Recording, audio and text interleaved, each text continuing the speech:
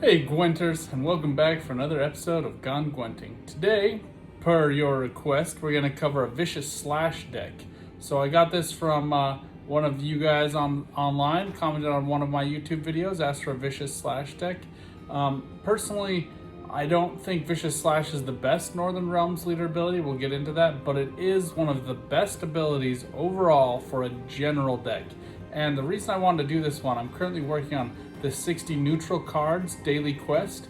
This is one of the best ones, along with 40 artifact cards, and I think there's two other ones that'll get you two of those key rewards. And again, those are some of the best rewards you can get in order to get more ore, which is going to get you more kegs, or also meteorite ore if you want things to look shiny, cool, and pretty, or more specifically on scraps where you can build specific individualized cards to round out a deck or to get you that leg up you need in order to improve your deck. So let's get right into it. I'm going to come to Deck Builder. I'm going to show you guys my Bandits deck. I think this one's a lot of fun if you played Thronebreaker. There's a lot of familiar cards in here, also from some of the other Witcher games as well. But there's a lot of flexibility that you have with some of these cards, and it's just generally a good time to play. So a lot of this is actually going to revolve around these Iron Falcon infantry cards. At the end of every allied turn, if they have any armor, which is that barricade restriction, then they're going to boost themselves by 1. And they go really well with Mantlet. Whenever you play a unit, give it 1 armor. If it's barricaded, then it's actually going to give it 2 instead. And then those also go well with Wagaburg here. This is going to give 1 armor to adjacent units, so they can give that armor back. Iron Falcon Troubadour, which I just got rid of. He is going to give 2 armor to a unit in your hand, and then Wagon has an order ability to give 3 armor to an allied unit. And if you control a bandit, which control means if you have one out on the board already, he's going to be able to get Zeal, which means he can use his order right away, give that 3 armor right away. I really like Strays of Spala on this one. And in fact, I am actually thinking if you would like to switch out Wagaburg for another Strays of Spala, I think that might be a good move. Here I just have 1 to move a unit to the other row, but it's because of this Vladimir lean. So Vladimir is going to swap a unit's power with its armor. That goes well on the attack if they have a unit with low armor but high vitality. Donimir of Troy is a good example there. But he also goes well with Wagaburg for your own side, where you can use these wagons to give armor to a unit, then Wagaburgs to boost a unit's armor. And most of the time I find, because armor doesn't give points, most people just kind of ignore it. You can also just give Shere Khan a bunch of armor in your hand, and then as soon as he's played out on the battlefield, top him off with armor. And then if you can play Vladimir onto Shere Khan the next turn before he gets the 10-point boost, you can bump him up to, like, let's say 7 over instead of 2, and then he's gonna get that 10-point boost as well. And I really like the Witcher trio, as you guys have seen in some of my other videos, just as a good thinning card. I know a lot of people don't love them, but I think they work really well with this deck. Eskel Pathfinder is just a phenomenal passive boost card. Cyprian Wiley works really well here against some of those annoying card combos we've talked about in the past. Specifically, he can work really well against Flying Redanian from the Syndicate deck. Then Royal Decree, kind of general good one to have in. So Vicious Slash, so somebody had requested this, but for info for everyone else, you're going to damage an enemy unit by 8, then give adjacent units bleeding for a duration equal to any excess damage dealt. So you can do, let's say there's 4 damage to someone in the middle, and that's going to give 4 damage in bleeding to the units on each side of it for those next 4 turns. They're each going to take 1 damage. So you would actually get 4 plus 4 plus 4 being 12 damage in total. So it can be good for that. That said, it's a higher provision cost allowance at 16, so that's kind of nice, but it's not my favorite leader ability by any means. I think like Deadeye Ambush, it gives you 9 points in units on your own side that go really well with Yavin, with Vernozil, with Great Oak. Isengrim. There's a bunch of real synergy that you have working there. Northern Realms has no real bleed synergy. If this was an ability that was paired with vampires, then, and I'll show you this as an example, but Oriana would go really well with that, just because Oriana would then boost herself. See, if she's ranged, every allied turn in, boost self by number of bleeding enemy units. She would go really well with that, but Monsters doesn't have that leader ability, so not my favorite. That said, and I mentioned this in my arena video, if you are doing arena and Vicious Slash is one of your options, it is by many arena fans considered the best leader ability, and just in terms of being able to control and net damage done, because it does not require any synergy. And like I said, Northern Realms has no real synergy with enemy units taking damage. It doesn't work for them. I mean, it would also Skellige. You could do great swords. That doesn't really work for them either. So anyway, I'm kind of in a pit here on Classic, so who cares? We're just going to jump in and show you. This is not a super competitive deck, so I'm taking it at pro rank, just memeing it out there, but wanted to show you guys how it works. It's also very RNG dependent with Gascon, but Francis is another lean we have on this one. He's going to be real clutch for us. He's going to boost a unit in our hand, the lowest unit in our hand, by 1 at the end of every turn, so pretty good. Alright, we got one of the Witcher trio. We just want to have them in order to get them out of here. We got the 2 Wagabergs, and we got Vladimir. So I think we're going to actually try here. One-Eyed Betsy is a good target for this ability. She does 4 damage. If it has armor, she does 6, but we can use this wagon to get her some more armor, Mantlet, and then these 2 Wagabergs we can boost up and then use Vladimir. Betsy's a bigger spend in terms of total provision cost for this first round, but I think it's a good flexible card. Otherwise, I don't really hate what we have, so I'm actually not going to really change anything out. Mostly because I'm afraid of pulling up one of these 2 guys and or Knickers, who can raid the battlefield at any time. So oddly, he's playing an Iron Falcon Troubadour. It'd be hilarious if we were both going for Bandits here. I think most important for us, get this Mantlet out. I think we'll actually try to localize to 1 row. Nilfgaard doesn't have a whole lot of same row damage cards except for maybe Treason. Alright. The only thing that sucks for us on this one is Hefty Helga comes with a shield, so One-Eyed Betsy can't kill it.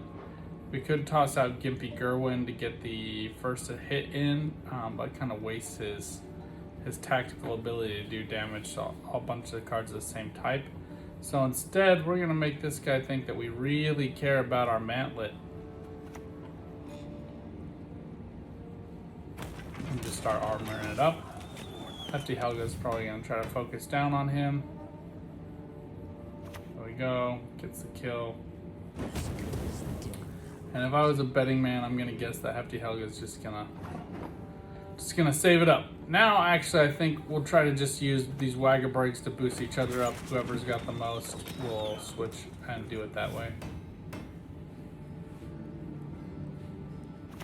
Alright, we got Swears.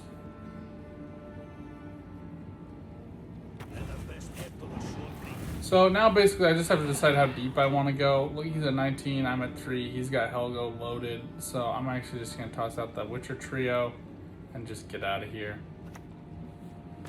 I just want to thin my deck. And I can do that because I'm only down by 10, so if I need to make a play, if he decides to pass, we can still win this round. You don't ever want to be at a point where you can't win by the time you get down to 4 cards. And candidly, after whatever it is that he's doing, he's going to get 2 charges on his Hefty Helga. He's got a bunch of armor going on, so things aren't looking super great for me right now. So we're just going to let him take this round. Yeah, you can see he just cut it down, and he's got the vitality, so not great for us. Notably, it looks like he has all tactics, as many tactics as he can. If you've seen my Hefty Helga, I think a Hefty Tactics deck, you know that if you have the max number of tactics, which is 12, then you can get this 6 power steal. So I think we can anticipate seeing a lot of tactics. That being the case, I think he probably overplayed his tactics a little early. Okay, so Free Company is also actually very good. It's going to boost all allied bandits by 1. I would really like to get Shere Khan. I don't love Wagon here. In hand. Getting Shere Khan in hand is important. That's probably like the one draw dependent issue of this game is just getting Shere Khan in hand so he can get passively boosted by Francis. But you know, we are where we are. Alright, I think we're gonna go. We're gonna keep Francis. We'll go Troubadour and boost up Falcon Infantry with armor. That way when they get played, they're gonna passively boost. He's already down to 7 cards. So now is where we find out how much he really cares. And Wagenburg is barricade restricted, right? So it's going to give one armor to units on each side of it so long as it has armor. So we have One-Eyed Betsy here. Take out that armor if we need to. Alright, and we are okay. There's nothing I really want to get rid of. I think strays are actually going to be good. As you guys have seen with my deck, I think Stefan Skellen is a card that we can anticipate seeing. Fionn von Gerniel is a card we can anticipate seeing. And I'd probably also say Damien De La Tour. I think we know that he's not going to have a renew, right? Because he needs all 12 of those special cards to be tactics. So we can anticipate just a flurry of tactics.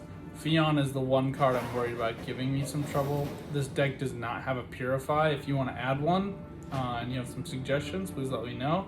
I think you would probably sub out one of those Wagenburgs or Peller would probably be my suggestion. And that would still fulfill this neutral card restriction. So the whole goal of this deck, every single card in this deck is neutral.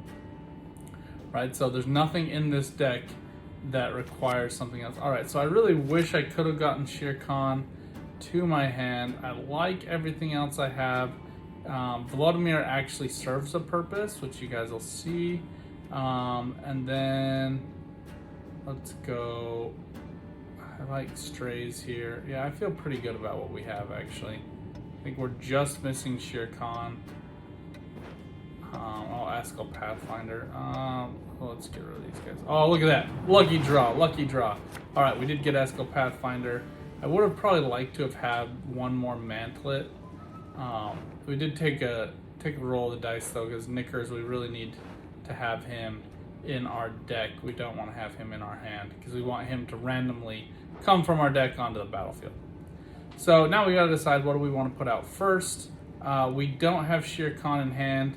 I have to anticipate he's going to steal Bedlam at some point, so and or Iron Falcon Infantry. So I have to decide, you know, what do I want to put up for risk. And actually, I'm going to throw down Eskel Pathfinder just because he's going to go to 7, which puts him out of reach of this Enslave. There's a decent chance he throws down like a Tourney Joust or an Assassination to get him down and steal him over, but the net spend on that is such that I'm not terribly worried about it. The poison is annoying. Nothing we can do about it. Gascon, we're gonna save actually. I think he goes well with Francis here. But let's go Iron Falcon Infantry. Betsy's gonna be a good counter to that if he steals.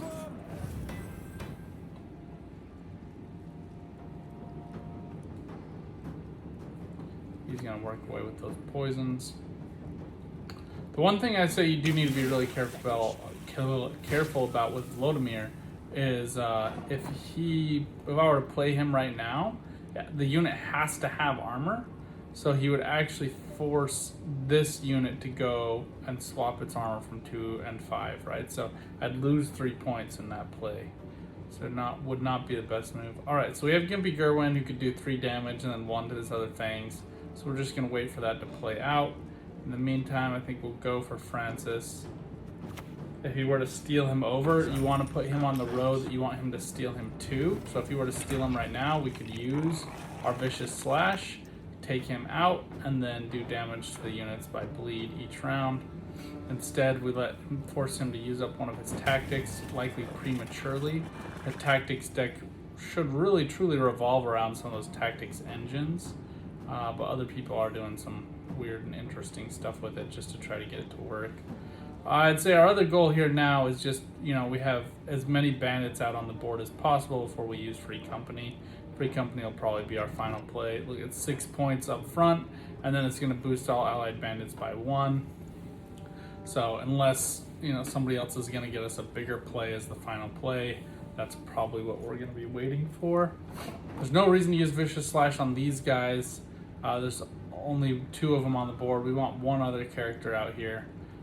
It is a good control ability, right? So he's going to be worried about maybe playing Fion straight up, because Fion will go to 11 total points, 7 health, and 4 armor. But we can use Betsy to clear that down.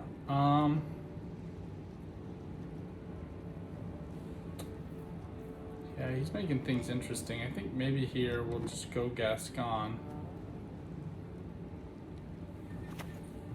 There's no reason not to. So one of my biggest problems with Gascon, like, he's a huge character in Thronebreaker, but he is super susceptible to reset, right? I mean, he has a 1 point base value. That just really gets hosed there. All right, here it is. He's going Fion, and then he is going to go for Stefan Skellen. I would bet my bottom dollar on it. So not only do we need to be able to control the Fion problem, we also need to be able to control Stefan Skellen. So we can pull out Shere Khan here if we want to, or depending on what he plays, or we can actually use this to reach for Strays of Spala. Not as high total point value, but I'm going to save up this Vicious Slash just to take out Skellen. I don't want to have to worry about him. And instead, I'm actually just going to make him a little bit antsy about keeping his Fion out here, right? So he is now down to only 5 health. He's susceptible to my Vicious Slash. It might make him think twice before he does something, but we'll just have to wait and see. So Cyprian Wiley is a really good card to get rid of those some certain specific cards. Like I said, the Flying Redanian being a good example, but we really want to try to use him to get a 3-point card, and he was kind enough to just hand us Menno.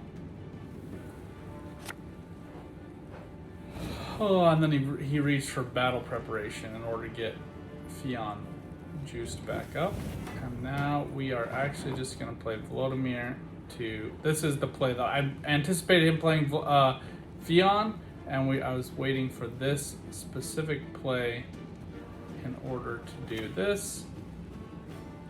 And now his Fion is down to only worth 2 points. He has a bunch of armor, but again, I think we have a good way of dealing with that next round. We can pull out those strays. We just really want to prevent that. Stefan Skellen play. So one of the problems that he has right now, he's probably going to reach for a couple poisons. He might even go for some damage. He might be trying to bait me into using my Vicious Slash right here. I'm not 100% sure what he's thinking, but I think instead what we'll do, we'll play Gimpy Gerwin. I think we want the weaker one on the outside, just in case we do want to use our Vicious Slash. Could have put more total bleed damage onto Cupbearer, it's true, but I don't think there's any need to do that. And now we have a 3-point card we can target with Cyprian Wiley. If he doesn't make that Skellen play, then that's probably what we'll do, just so we still have this flexibility. Vincent is a mean card to play. Yeah, he's just holding on to Skellen. He is anxious about what we're gonna do. Yeah, poor choice there though. I think it was at 9 and had 4 more turns. I mean, Gascon was the sure thing. He just must have no damage cards because he only needed to peel 2 armor off of those guys, right? So Alright, we'll go Cyprian Wiley and just get rid of his fangs. Just points, honestly. I would prefer to use that banish on a different card. It's also really good in Skellige decks if you just want to get rid of like a great sword. Problem with this bandit deck though is it doesn't have like a lot of damage cards, so.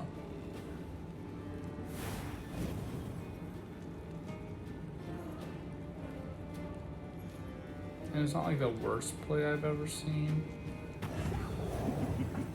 but not the best. Alright, I'm still holding out. He's going to play Skellen this next turn. He has to. And this free company is going to get me a decent number of points. Look at that. We get 6 plus 5. Pretty good. We're up by 20. You know, this Helga deck, I think, is rated by Team Leviathan at like 4.25. And we're using a straight up garbage bandit deck to just ruin their day. Good times. Yeah, I think, yeah, like I said, our biggest problem there is Gascon being superbly susceptible to those resets. Alright, so we have 4 point. He's clearly not going to go for Skellen, or if he is, it's not going to do him much good. So I think actually what we're going to do here is just go for Shere Khan. Oh, no, we can't do that because he'll steal him. So why don't we just go for max damage? We can kill a 6, but I think I'd rather go for him. We have a couple 6s he's going to be able to steal, so kind of got ourselves in a box in that way. We have too many 6s that he's going to be able to steal, which is essentially a 12-point play for him. But, you know, what can you do? Alright, so did 8 damage. Had 3 extra. It's going to do 3 bleed damage, but we only got this on in the second to last turn. So this is one of the reasons I don't like this card. It's weak to those kinds of plays where you're waiting for a specific card to play, and you miss out on the extra bleed damage. So look, we had this guy dead to rights by all accounts, but he's able to use Peter to erase Gascon's boost. If I was to, one way you could redo this deck if you wanted to just stick strictly with neutrals, which again I think is really kind of the true purpose of this, is you could come in and throw in some Witchers. I think like Vesemir Mentor being a really good example. In fact, I'm gonna make that change right now. So I think I'd much rather have Vesemir in here than Gascon. So we'll have to knock somebody else down a peg. Vladimir I don't love. He's really good against Fion, and that's kind of about it. So get rid of him. And if you are interested, I think if I could have any bandit card, there's a couple I don't have that are really good. Carlo Varese being a really good card, really flexible for a lot of decks. A lot of people really like him. He's in a couple of comeback dwarf decks. And then Gascon Iron Falcon is going to create and play a bronze bandit card, which gives you an extra bandit play. He is legendary, so I don't anticipate building him anytime soon. Olgierd is great, but you can't change his power ever, so it doesn't really get you a whole lot with that free company play. But he protects you against a lot of attacks, and most banished cards other than Karate Heatwave excuse me, have a damage restriction, right? Cyprian Wiley, they have to have 3 or fewer points, and then Northern Wind, you've seen me use before, does 4 damage. If it's a death blow, then they get banished. So anyway, some tweaking I'm going to do here. Another thing I'm going to add in Peller as well, just so we can get in that extra heal. And there you go. We fixed our deck just a little bit. So we only have 1, 2, 3, 4 other Witchers, so you could add in a few other ones. Thinking like Geralt Yrden, Geralt Professional, or maybe Igni as good examples. But anyway, just some thoughts, food for thought on that one. If you have a different Northern Realms specific deck you'd like to see with this, let me know. But like I had mentioned in my YouTube comments before, this is a really limited leader ability in my opinion. So if you're thinking about, oh, I don't really love mobilization, or pincer maneuver. The pincer maneuver is that one that I've been having a ton of fun with. Mobilization will play an allied unit from your deck. So he can be really good to play 2 cards in a turn, and it gives you higher provision cost. But if you don't like pincer maneuver, like I said, mobilization's pretty good. Uprising is my other favorite one. You're going to boost and then get 3 times, and then you can get Illyrian Scytheman. So works really good with Reynard, even though he's not shown here. I think Reynard might be picked on one of these other decks. If not, they really need to show him. I guess he's not, but Reynard is going to boost every unit you play, and you get him for free whenever you buy Thronebreaker, so really worthwhile. Stockpile is fine for charges. I wouldn't have picked these cards as my examples, but Dandelion would be a must for that deck in order to get you the boosts. Visigoth I'd rather see in that deck than in Mobilization, personally. Pavetta would be really good for Mobilization and do like Blue Stripes, Scouts, and Commandos.